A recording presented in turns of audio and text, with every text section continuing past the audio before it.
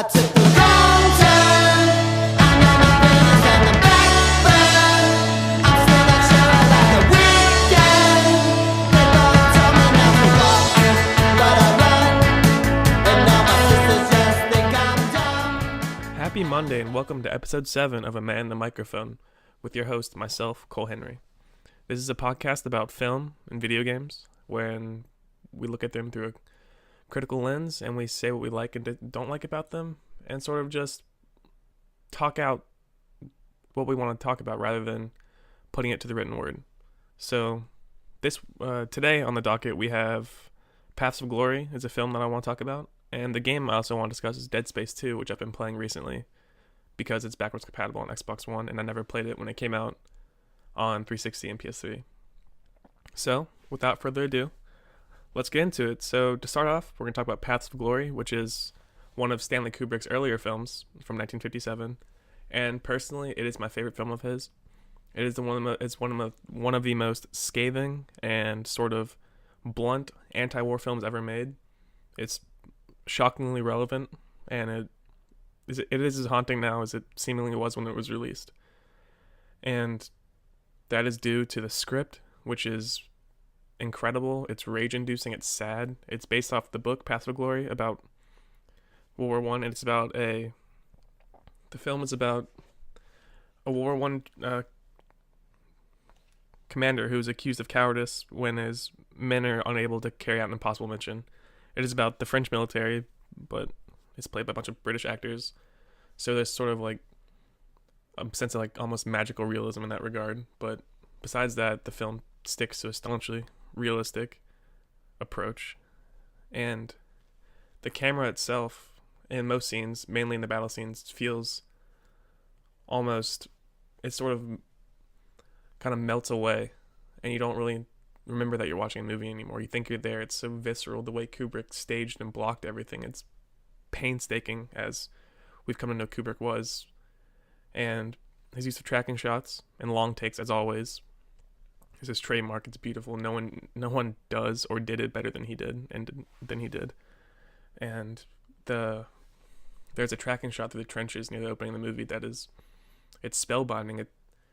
It really puts you in the place of these men in this horrible, just bleak and dire situation. It's reminiscent of the tracking shot from the battle scene in Atonement. And there's another tracking shot that it's a tracking shot, but it's dispersed by close-ups of the main character, Kirk Douglas, who plays the commander. And as always, Kirk Douglas is outstanding, and he's one of the best actors of the 40s and 50s. And I mean, if Spartacus is an example, or if this is an example, he plays the commander. And before the war, he was one of the best French lawyers. And once his men are accused of cowardice, he defends them on trial, and the trial is rigged. And the whole situation was sort of screwed from the start because, like politics, the military has a hierarchy, and it's harder to punch up than it is to punch down. So at the end of the day, it is just a really sad sort of affair, and the way the movie wraps up sort of gives you no sense of closure, as it shouldn't. It shows that war is cyclical. Everything happens, and when it comes to World War One, everything just happens. There's no rhyme or reason to a lot of it. It's just senseless death on a massive, grand scale, and the film captures that super well. And Kirk Douglas's performance as this commander, it's very understated, which is sort of different for Douglas because he is an actor known for his sort of machismo, his hypermasculinity, his just physical presence. And while that is on display in some of the battle scenes and some of the scenes in which he lashes out in this movie, he is also very subdued. He seems very tortured by what he's seen and what he has to do, and it's got to be hard to lead men in such dire straits. And he loves his men, and he wants to do what's best for them, but sometimes that is impossible, and this movie really shows that. And the movie also really focuses on the military machine as a whole and all of its absurdity and its capacity for dehumanization, which is a theme Kubrick studies throughout his whole filmography, is dehumanization. And it's just a haunting, challenging experience of film going, and it's important. And the best way to watch it is via the Criterion Collection. If you like film, you know the Criterion Collection is, but the Criterion Collection is a continuing series of important classic and contemporary films, as they state. And I got the Blu-ray for it because right now at Barnes & Noble, all Criterion Blu-rays are 50% off. So I picked up Paths of Glory along with Merry Christmas, Mr. Lawrence, Decalogue, Stalker, and Fanny and Alexander. And probably on Friday's show and the following Monday, I'll be talking more about them because there's not a lot out in theaters at the moment that I'm dying to see. I still need to see The Killing of a Sacred Deer, and Lady Bird opens next week, so those are two that will be talked about relatively soon. But back to Paths of Glory. No film, war film, any war film, or just a World War I film has captured, in my opinion, the horror of the war itself so genuinely and so vividly, despite the film coming out in 1957 and being rated PG, and there's no gore, there's no blood flying out, there's no limbs, flying all about. It just feels so senseless and confusing and bleak, and no matter what, there's no winning in war. There's no winning, and the film sort of exemplifies that. And the final 10 minutes in this film is just ravaging. It's anger inducing. It leaves you physically ill, leaves you both sad and just furious at how something like this could happen. And the film as a whole is assembled with Kubrick's customary precision, he keeps the tension on the battlefield palpable to the tension that's on display in the courtroom scenes. The whole film is sort of a stick of dynamite, and the fuse is lit, and it's just slowly getting closer and closer to exploding. It's all in a sense, the film is chaotic whilst also being super, super subdued, and that's incredibly hard to pull off. And Kubrick was a master, so he does it incredibly well. But yeah, that's the film I want to talk about this week, and I recommend all of you going out and watching it, whether it's on the Criterion Blu-ray or any other means of watching it. But I can't recommend the Criterion Collection enough. This isn't like a sponsored thing or anything. I don't know why they sponsored me to begin with. Like 3 people listen to this, but the Criterion Collection is dedicated to gathering the greatest films from around the world and publishing them in the editions of the highest technical quality. And they always have supplemental features that enhance the appreciation of the art of film. And that's wholly true. The special features on this Blu-ray are incredible, and every Criterion Blu-ray comes with a booklet with an essay by different film scholars. And James Nairmore writes the essay for Paths of Glory, and he's an amazing film scholar, and his penmanship is unparalleled in that field. And his words do the film, its production, its meaning, its resonance, and everything else justice. So go out and pick it up, go out and watch it, and enjoy it. Well, enjoy Paths of Glory as much as one can enjoy a movie like that. So not so much enjoy it as soak it in and accept what it is and the stark reality of it and the sadness of the situation and how eerily relevant it all is. And as always, there's no transition. We're just going to sort of barrel head first into the game I want to talk about, which is Dead Space 2, which was made by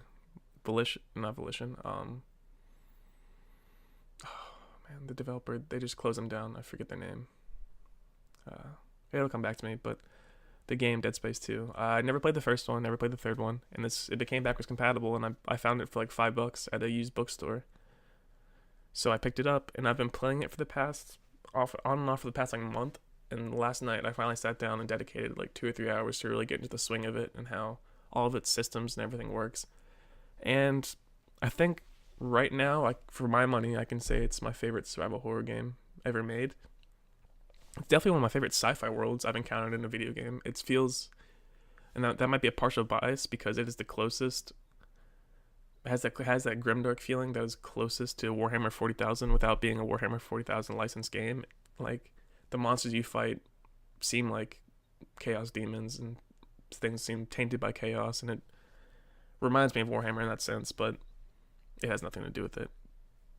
But Dead Space 2, it's about this mechanic named Isaac Carver who, I guess in the first game, encountered this like demonic space demon monster race, and now people worship it, and you wake up in a straight jacket in this insane asylum in space, and shit goes sideways, and next thing you know, you're back with your plasma cutter and your mechanic suit, fighting necromorphs from room to room, and going into zero gravity, and using telekinesis and stuff like that to, if you're out of ammo, you use telekinesis to shoot stuff at the monsters. And what it lacks in legit scares, it makes up for in just this overbearing, dreadful, disgusting atmosphere that is just palpable throughout the whole experience. And it is frankly really, really, really fucking creepy and weird. Like last night, I got to this part where I was fighting like demon babies, and they were like crawling out of vents and like crying like children and like scratching away at me. And that was some of the most bizarre and sort of unsettling imagery I've encountered in a video game. And I feel awful for sleeping on this game for so long when I really, really shouldn't have, because it is an amazing experience. I'm loving it so far. And I'm playing on hard because I started it on easy for like the first hour, and I felt like I had too much power. I had too much ammo. And I feel like the game lends itself to a more tense experience where you have less ammo. And the game was developed by Visceral Games. I remembered it now. Well, I didn't remember. I just Googled it. But Visceral Games, you know, if you've been reading any video game news lately, you know they just got shut down by EA. Amy Hennig from Naughty Dog had moved there a few years ago, and they were working on a Star Wars game, which, from what the games industry journalism has gathered, was sort of like an almost Uncharted-ish game in the Star Wars universe, a single-player experience. And then EA, you know, closed Visceral Games and released this weird statement pretty much saying the game wasn't a service. It wasn't a Destiny-like kind of game. It was sort of a one-and-done experience, which it seems like EA isn't looking for, which is scary for the state of games as a whole, because personally, my favorite kind of games are single-player experiences. I'm not a big multiplayer player, but, you know, it is what it is. So you can't really stop the future even if you want to, because, I mean, in the next year or so, every game's going to be like Destiny. Every game's going to be a service. Everything's going to have multiplayer connectivity in some sense, and DLC and blah blah blah and all that. But Dead Space 2 does not have that. It is an amazing single player experience, and I'm really excited to see where it goes. The storytelling is super, super, super well done. The environmental storytelling is also really well done. You find these little text logs that sort of fill in the lore and does some really, really cool world building. And then you also find environmental storytelling in the more classical sense. Like, you'll go into a room and you'll see two dead bodies in the bed kind of hugging each other, and they're dead, and one of them has a gun in their hand. So, you know, it's like two lovers had killed themselves when shit went really bad. And stuff like that, while cliche and sort of almost overwrought in a sense, it's still powerful to me, and I really, really enjoy it. And the storytelling from Isaac's perspective, the character, is really cool, because he sort of has his mental state is very fractured, and he's coherent in a sense, but he's also sort of on edge. Like, you have these visions where you'll see your dead wife or dead lover, and sometimes it's hard to tell what is real and what is in his mind. And I think that really adds to the sense of tension and overall dread and fear in this game, because you never truly know what's around the next corner, what's through the next door, because the game could throw a curveball at you at any moment. And there are some scenes where Isaac has to crawl through very tight sort of air ducts, and I'm mildly claustrophobic, and that shit freaks me out. I hate those parts, because the camera closes in super close over his shoulders, very cinematically, and you sort of army crawl through these vents and turn with them, and you can't crawl backwards, and that is what really scares me, because I don't know, it's hard to explain, but those parts are very, very, very palm sweat inducing. And like I said about Wolfenstein, a week or so back.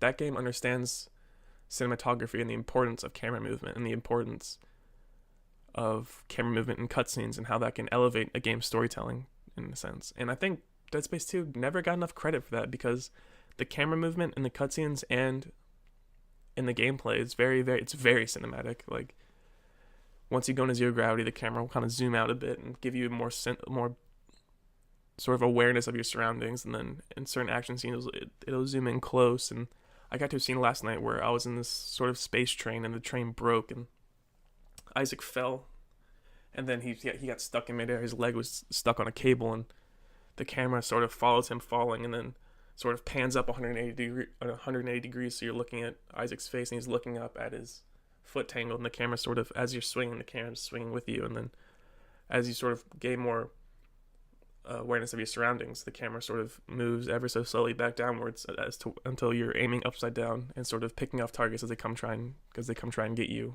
while you're vulnerable. And that stuff is super, super cool, and I think it adds to the sort of overall quality of the game and obviously to the storytelling of the game. And I'm excited to sort of beat it. I have no idea how long it is. I'm going to guess probably 12 to 15 hours like most survival horror games are. And I want to play Dead Space 3 after it. That game wasn't as critically well received as 2, and it seems to be far more of an action experience. But if the story in 2 is any indication, I really want to see how it ends. And I don't feel compelled to play through 1, because in the menu for 2, you can they have like a previously on Dead Space section, and I sort of watched that, and I think I have a grasp of the story. And I just don't. If that's one less game I have to play, then that's good, because I already have too many games I need to play and way too little time to actually play them. So it is what it is. That's just life, But I think that's going to do it for today's show. It's definitely a shorter episode. Right now we're sort of clocking in about under 20 minutes, and I try and keep these shows over 20 minutes, but I don't feel like I have much more to say about either of these things. I don't really want to talk for the sake of talking, because that, I assume, is probably very boring, because it's just me talking. So you can probably only take so much of my voice, and if my voice is making sound and that sound is meaningless, then what's the fucking point? So as always, the show starts and ends with a song, and this week it's Sisters by Knee High off their sophomore album Offers, which came out earlier this year, and it's one of the better albums of 2017. It's a Chicago garage rock band in the vein of White Reaper and Twin Peaks. They are really fun. They put on an amazing live show, lots of energy, and I think Sisters, for what it's worth, is the best song off that record. So I hope you enjoy it at the start and the end of the show. And if you ever have any questions or anything, you can tweet at AMAAM podcast, and I'll get back to you on air if you'd like. And if you ever want me to talk about a certain movie or a certain game or anything like that, feel free to ask and tweet at me. And I hope you have a great rest of the week. I'll be back talking on this mic Thursday night, so I can publish a show on Friday. So have a great week, and until then, keep playing your games, keep watching your movies, be good, do better, and don't be shitty. So see ya. 'Cause everybody just thinks I'm slow.